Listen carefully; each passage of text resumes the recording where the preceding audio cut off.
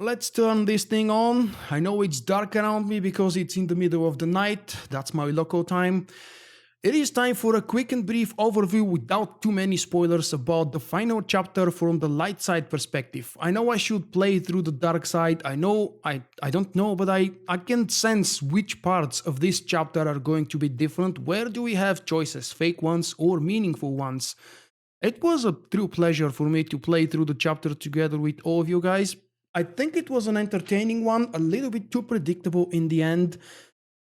What everybody wanted, almost everybody, okay, I know that most of us, not me, but I should say most of you wanted to marry Vaylin. I'm happy to say I saw her doing what she was meant to do.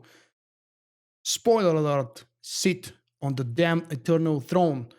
I thought Vaylin is about to do that from the very beginning, from let's say chapter 3, when I saw her for the first time. It was supposed to happen, I think. The way it ended with Arcana and Senya was quite predictable, but to some point unexpected. I don't know if those of you who witnessed it just now or those of you who played it for yourself before you joined my live stream, what would you say? Do you prefer that we should have end things with Arcan? Are we all sad that Malgus yet again did not make an appearance? So it seems that the short clip BioWare showed in the backstage of one of the conventions with Malgus in Carbonite was really indeed just scratched off and erased. Oh, I was really hoping to see the next villain brought back to life, the classic villain brought back to life, and to be the next villain.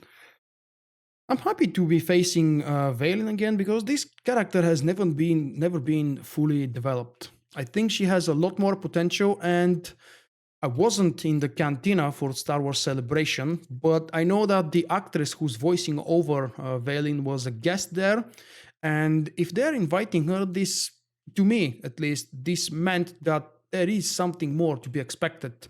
I probably should have stayed on focus with the short overview. Good chapter, not very surprising, pretty much the same length as most of the other standalone chapters, much longer in duration, both gameplay and cinematic wise, than the original 9 chapters included with the expansion, but also not amongst the longest ones. I remember playing chapters for longer than this. Chapters that had much less meaning.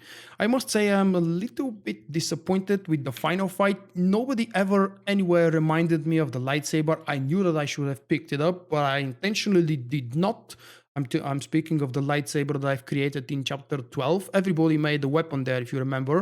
It might have been a lightsaber if you're a lightsaber wielding character, a Jedi of some sort, or a Sith, or a weapon for the known force wielding classes.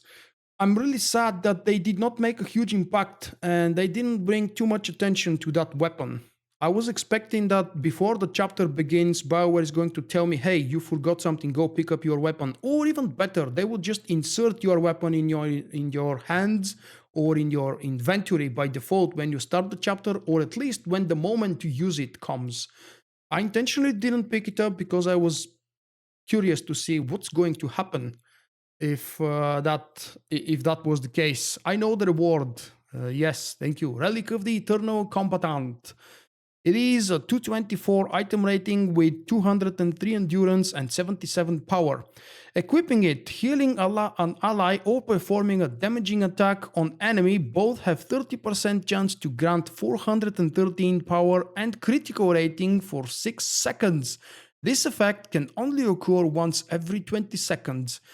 It is an interesting boost because it actually brings power and crit at the same time. This has to be tested. Thank you everybody for joining me.